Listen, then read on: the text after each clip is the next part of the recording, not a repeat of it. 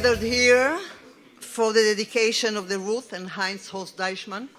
This is the classroom and computer lab building, one of the most beautiful buildings in this campus. And for those who don't know me, I'm Rivka Karmi, and I'm the president of this university. And it is my honor and pleasure to be the master of ceremony of this great event. And before we proceed, I would like to say a couple of words. And I'll start by giving you some very technical details, just so I can get into the mood, because I'm very, very excited. And in order not to get too emotional, let me tell you that the architect of this building is Chaim Dotan. Is Chaim here, by the way? No, he's abroad. His wife is here? Where is his wife? Please stand up so we can salute to you. And because as Tali Lanzmann, who's right around here, tells me that this is one of the most complex buildings in this university. And obviously, as I said, one of the most beautiful and functional one. And you had the opportunity to see it a year ago from at the balcony up there, and just see what we have created in less than a year from now. So, the overall space of this building is over 6,000 square meters. It has 3 big auditoriums of 150 to 160 spaces in each. It has 9 big classrooms of 70 to 90 seats in each, 4 computer laboratories of about 30 to 40 seats, and 1 space of independent studies for 100 students. And I'll tell you, each time that I go there, and it's not for me because I come there incognito, it is full, packed. It has several offices for the computing unit here in this and the computing and the marketing units of the university. The upper level. Most of this building is very well protected according to the regulations of the Homefront Command. Unfortunately, we need to provide for those things as well, and this is the one most protected building in the campus. So those are the technical things, and now the more emotional ones. Well, for me to tell the audience about the Deichmann family, and especially about Ruth and Heinz-Horst Deichmann, is something, it's a huge task. And in preparing my greetings, I went again over the various projects that your family have on this campus, and it's amazing. It is amazing. There is not even, I would say, one topic and one subject that the name of the Deichmann is not attached to it in a certain way, small, medium, or very, very big.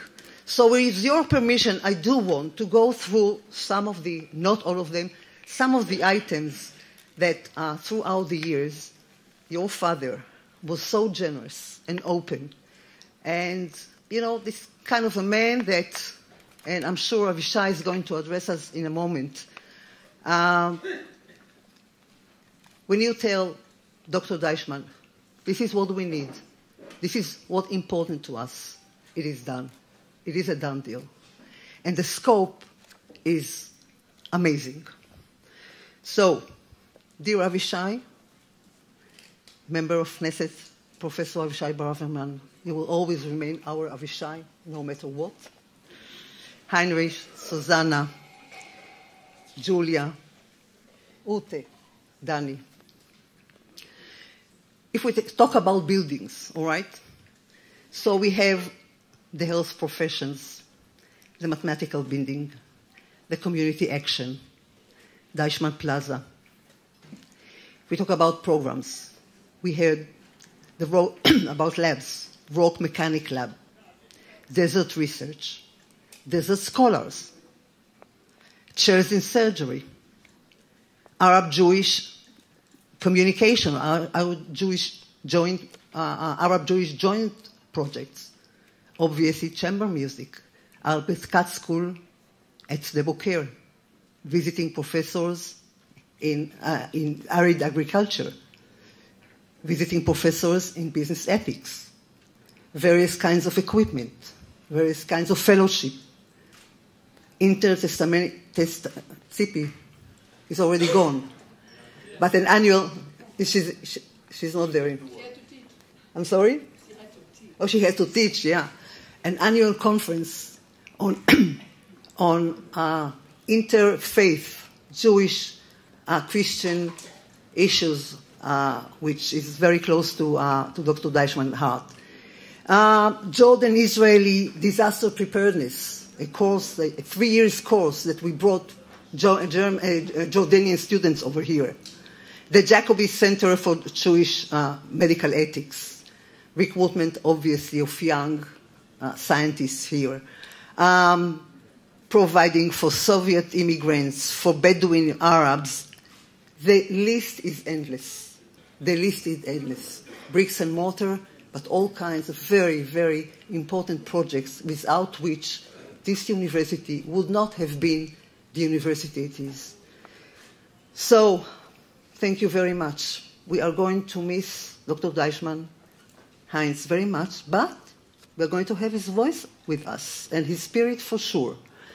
And above and beyond whatever I just described, there are 2 other contributions of Dr. Deichmann. First of all, is bringing Heinrich on board. And I appreciate so much the fact that you are a part of us. It took you some time, I know, but since 3 years ago or so, you are a very integral part of Ben-Gurion University family. So thank you very much for agreeing to do that.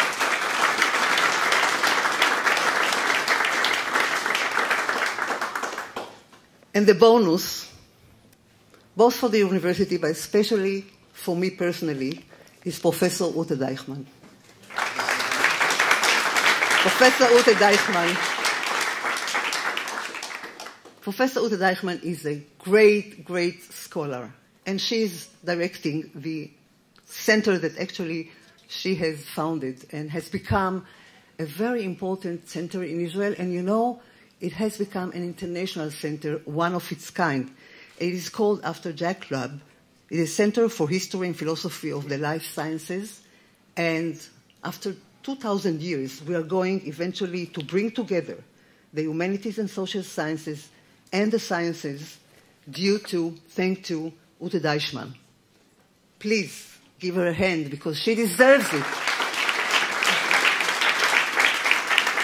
And not to mention the chamber music ensembles that she, together with Daniel Achish, has founded in this university and have added tremendously to the culture of this wonderful place. So thank you very much, and we're going to start now. Okay, by one small group, because by now, how many students do you have over there in your chamber music? Around 40. Students and students like Ilan and I. Sure. So what they're going to play to us is, obviously, as I said, you know, the chamber music is under the musical guidance of Daniel Achish, and they will perform now a musical interlude by Haydn's. It is London Trio No. 1, the Allegro part of it. Thank you.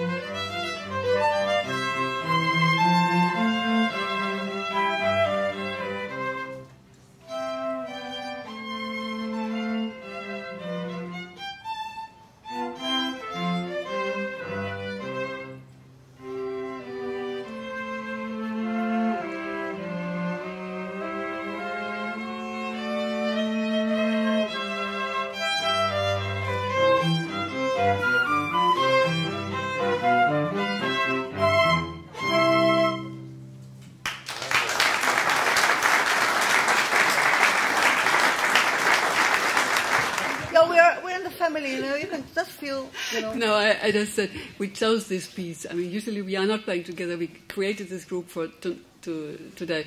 This is a piece we played with my sister and I. One of my sisters and I. We played with my father when we were still at home. So we just thought to make him a pleasure and maybe even ask him on stage, but he is not here, unfortunately. Wonderful, wonderful, wonderful.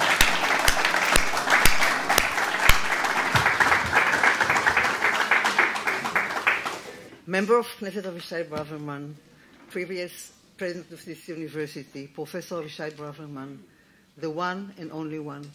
Please. President Carmi, Rivka, Chairman of the Board, Alex Goren, Chairman of the Executive Committee, Asher Khaled, so many friends here, and of course, Heinrich, Susanna, Julia, Ute, Daniel, and Lisa Dotan, because Chaim is not there. Where are you, Lisa? Tali Lanzman, everybody that is involved here, and many good friends. I tremble because life essentially is about two things. It's about the path that you are committed, and then people are doing, they're disappearing, other people coming, the importance that the path is continued. And I want to share with you memory for two events. One, May 1990, and the other, September 30th, 2013. Professor Dweck, when I look at Professor Dweck, I see the path. May 1990, I came to be elected as the president of Ben-Gurion University. We've been 5,000 students, few buildings, and it was a very thrilling ceremony. And here I see a Christian man by the name of Dr. Heinz-Horst Deichmann getting a chair in the university. How did it come? There was a gentleman, George Schroot. I talk to people that remember history. George Schroot was one of the great supporters of this university. He loved this university. He was a survivor of the Holocaust. He was a nephew of the great writer Sholem Asch. And he was in the leather business. And he had a friend, Mort Lerner, that did business with Dr. Deichmann. Because to remind you, Dr. Deichmann was orthopedist. He had one shoe store, and now the Deichmann business is the number one shoe factory, whatever you define it, business in the world. So here is a survivor of the Holocaust, here from Mort Lerner, that he goes to business with Dr. Deichmann. And he said, I want to meet this guy. And George Schroot have a house in Lausanne, and the Deichmann have a summer house, a winter house in Klosters next to Davos. And he take the train, and he come, and they sit together, a survivor of the Holocaust, a German Christian, and bond has been created. And George Ruth persuaded Heinz and Ruth to come here. They got the chair, and that's what I had the greatest privilege, one of the greatest in my life, to get to know Heinz-Horst Deichmann. Over the years, Rivka told you, Heinz, with Ruth always on his side, with her discipline, because you know, Heinz without Ruth, there was not... he was a fountain of giving and love to this university, and we loved him. And then, September 30th, he was 86, and I flew to his birthday, because we have a habit once a year, I go to Klosters, and we walk on the mountain, we talk about God and love, and what is the meaning to be Christian, to be a Jew. And he celebrated his 86. You know how he celebrated his 86? Ute, the grandchildren, everybody, Daniel, play together music with humility, with love, with the family. But the next day, there was 100 years to the celebration of the largest shoe business in the world. People came from all over the world, from India, from China, from the United States. And here there was an example, because today we say that capitalism is a problem. Because some people manipulate, they take financial manipulations, they destroy it all. Here there was a salute for a man called Dr. Heinz-Horst Deichmann, that he believed a family business that going for the long term, that treat well all his workers, that know that everything he gets is a gift from God, and therefore he returned it. In India to a region of leprosy, in Africa to other places, and here there is a bond that will go forever to Israel, a Christian and Jews together, to the Negev and Ben-Gurion University. He was lucky to have 3 daughters. One of them, Ruth, have been the fountain of love and creativity here. But it's very difficult for a powerful man that are so successful to have a successor. Often, large family business are collapsing, but he was lucky to get Heinrich. And there, in front of everybody, stood Heinrich, got the baton, and he continued in the legacy of Dr. Heinz-Horst Deichmann, both in running the business, but with the same values of Martin Luther, of the Calvinists, that capitalism is about hard work and saving and creating wealth and humility and giving what you get. This university has been blessed to have the Deichmann family. Heinz, without Ruth, with their precision and putting things on the spot, will never do it. So when I sit here and I see what has been created here, within incredible people, I see, so there's so many people, I don't want to mention names. There's a legacy that when I see, I almost cry. To see what took place here, because few people believe in something. There were discrepancies, there was no support from government, but they say, we have a vision and we'll go for the vision and execute it. The way Heinz-Horst Deichmann and Heinrich did it in the company, the way the Deichmann family does it in their life, and the way the faculty of Ben-Gurion University and the supporter are changing the fate of Israel. God bless you.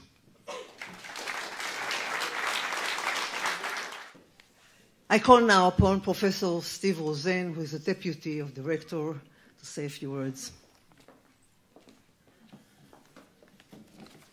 Rivka, Avishai, my dear Deichmanns, how can we actually say thank you? On the eve of Passover, during the festive Seder meal, we sing a song called Dayenu. It would have been enough where the miracles God wrought for the children of Israel are recounted one after the other.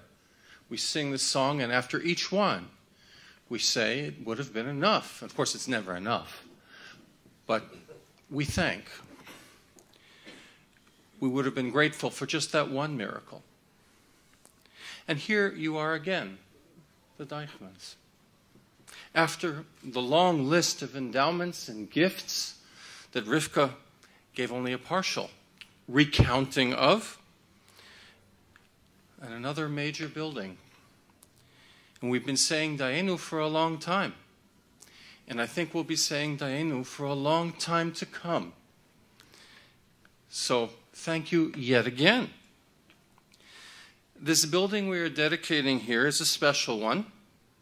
It's not devoted to a specific discipline, a field. It's not an institute. It's not a department or a faculty. It doesn't even serve us administrators. It's a building devoted to teaching. It's a building of classrooms. It's devoted to that strange species of Homo sapiens from whom we are all descended, students. Learning in direct interaction with lecturers, personal, face-to-face, face-to-computer now, but still, in a restricted place, not long-distance learning, teaching. Ben-Gurion University of the Negev is not a research institute. We are a university. We raise students. We raise them to become the next generation of researchers, and we bring them into our work as researchers. But we also raise them to become great citizens, to understand the importance of learning, of critical and rigorous thinking, of listening, of responding. That's what this building stands for. Not one discipline, but all the disciplines. I think we are all aware that Ben-Gurion University of the Negev has been growing at breakneck speed. In fact, I have been very privileged. I got here just when Avishai launched this incredible growth of this university. I can't describe to you, now I'm going off script. I can't describe to you what a feeling it is to be a part of a dynamic institution that has quadrupled in number of students just in the time that I have been here. I don't even know, we've more than quadrupled in number of buildings, etc. This is an incredible feeling to be a part of such growth, such dynamism. It's been a great privilege for me to start with Avishai and then to join Rivka's team now in continuing that vision as we realize Avishai's vision and we indeed expand on it. This building is a part of that dream. So, to the Deichmann family, what can I say to you? You've become an integral part of that dream, an integral part of that vision. And I don't think I could say thank you in any better way.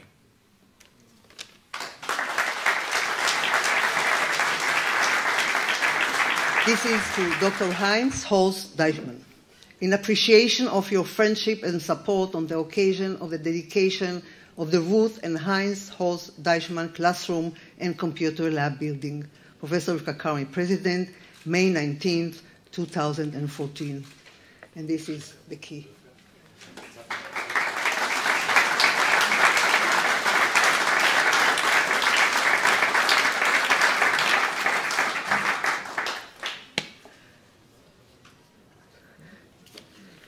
All right. Ute, you can sit down. Okay. Thank you, Rivka. And now I invite you, Henry, to say a few words. Dear Rivka, dear Avishai, our close friend, dear chairmen, dear professors, dear guests, I am really very glad to be here today. As you, I would have preferred my father to stand here and talk to you, but unfortunately he cannot come. But it was not very difficult for him to persuade me to represent him today on this special occasion. I was here at this university for the first time back in 91. And then I returned 3 years ago, and since 3 years I come each year. And I must tell you, these trips are always one of my really most preferred trips I do, and I do many trips. And this time I brought my family, I brought my wife and also my daughter and a group of friends with me. So that should show you that this university is really touching my heart. For me, this university is far more than an institution striving for scientific and academic excellence. This university is more than a place where people try to prepare their scientific or business careers. I think this university has a social, has a political, and has a humanitarian vision, a mission. And that's what was really touching me already back in 91. Because this university tries to fulfill Ben-Gurion's mission for the Negev, for this part of Israel. And I have seen that in many cases here. And in addition to a lot of academic and scientific progress you make here, you have really come forward with a lot of examples for service in your community, service among minorities here in this part of Israel, and I think that's very important. Even today, I had the privilege to visit Bedouin settlements, and I had the privilege to be together with Professor Abdi Maria, who, as a voluntary, tries to help Bedouins to get integrated better into society, and the university is doing a lot for it. And I also know that, for instance, in the Blaustein Institute, you do a lot of research which tries to really help people to live in the desert. And as we are helping in Africa and in India among the poorest of the poor, I think there are findings there which help relief organizations throughout the world really to serve people, especially when they are poor and needy. So I really want to point out that I'm always very happy to be here, and that I can really follow my father easily in this part, even though I'm not a clone. But in this case, it's really not difficult for me. Well, 2 years ago, we stood here for a dedication ceremony together with my father. And as you have heard, he sends his warmest wishes, and he deeply regrets that he is unable to be here with us. I am very honored and proud, however, to represent our family on this very special day when we dedicate this building as the Ruth and Heinz-Horst Deichmann Classroom and Computer Lab building. And in doing this, we honor our parents who have inspired and taught their children to love and honor the Jewish people as God's chosen people. And I must say that throughout the years, even though I have not been here very often because I really had to concentrate on business, we had a good time sharing. I had to earn the money, and my father spent it very wisely throughout the years. But I came to know that really giving is a blessing. And my father created the sentence, whatever I give, I really own. And not what I own, I own. What I give, I own. And that really came true because we have had so many good experiences with people. I mean, Avishai, I would say, is a best friend of my father now. And Rivka and so many professors here. It's such a deep relationship. And really, we have been blessed as well as a family, as a whole family. And I really mean it. And that makes it so special. Well, when my father spoke here 2 years ago, he referred to the source of true wisdom, which he found in the words of Israel's prophets and sages in the Hebrew Bible. I do not follow my father in everything, but we agree on the most foundational issues about what really matters in life, about what is really important and what ultimately counts. Amongst others, we agree on the value of a spiritual dimension of our human existence. This means that we regard technological savviness, economic success, and intellectual brilliance to be important for a university in the 21st century, but not sufficient for a satisfying human life in a flourishing society. The motto for this 44th Board of Governors meeting consists of 6 buzzwords, which encapsulate the ideals and goals of an ambitious university. If you will permit me to do so, I want to provide these buzzwords with a more personal meaning to describe what they make me think of and how this might be connected to the purpose of this building. Inspiration. This is a key term. Where do our ideas and ideals come from? What motivates and inspires us? Which spirit drives us on? The starting line behind many of the biblical books is a conviction that God chose a man or a woman and puts his words into their mouths or pens. Inspiration reminds us that we live from sources outside of ourselves. It also reminds us further that we have to reflect on the ideals and ideas that inspire us. Where do they come from? Where do they lead to? Ideals and idols. The 2 words sound very similar. Ideals can turn into idols, into things we worship more than anything else. The name of my parents on this building is a reminder that they want us to find our ideals in the words inspired by the God of Israel. Vision. We use vision normally in the sense of our ideas about the future. What is our vision of the best possible university, or the best possible state, or the best possible student. But if we allow ourselves to be informed by a more traditional usage of the word, we are again deeply in the biblical world. The prophets, in their vision, saw something about the connectivity of all things, about the deeper meaning of life and how ethical decisions influence the course of history for better or worse. We might be well advised to reflect our visions of the future in those of the past in order to become wise. Energy. Energy that lasts does not come from a soda can, and energy to fuel a life dedicated to what really matters cannot be bought at a petrol station. It is the prophet Isaiah who reminds us, even youths will faint and be weary, and the young will fall exhausted. But those who wait for the Lord shall renew their strength. They shall mount up with wings like eagles. They shall run and not be weary. They shall walk and not faint.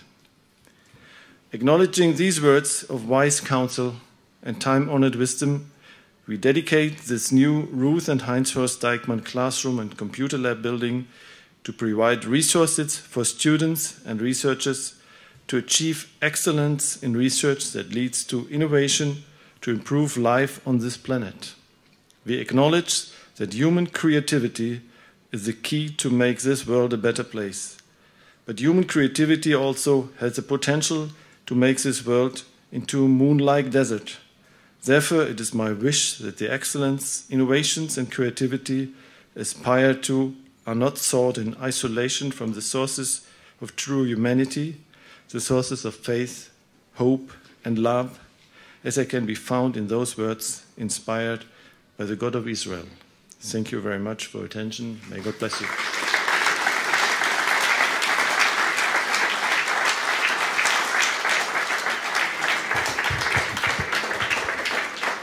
Thank you so much, Heinrich, for your wonderful, inspiring words. And, you know, I can attest to it, being for quite a few times in Germany and visiting your company and also having every now and then your journals. I really say that, you know, you preach, but you also execute. And the quality of what you're doing is really exceptionally high. Beautiful and high quality, and I can attest to it.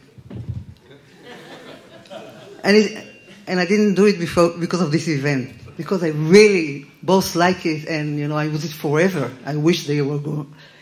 But also, you also execute. And to find out in your journals the amount of contribution that you are giving to the community around us, but also in the world. It is amazing, as you said, in India and in Africa, to see those kids, the lepers, as you say, the poorest of the poor, really enjoying your generosity.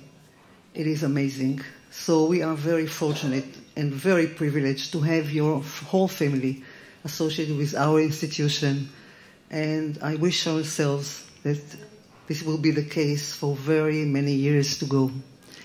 Thank you very much. And now I invite the family to come and help me unveil the plaque over here.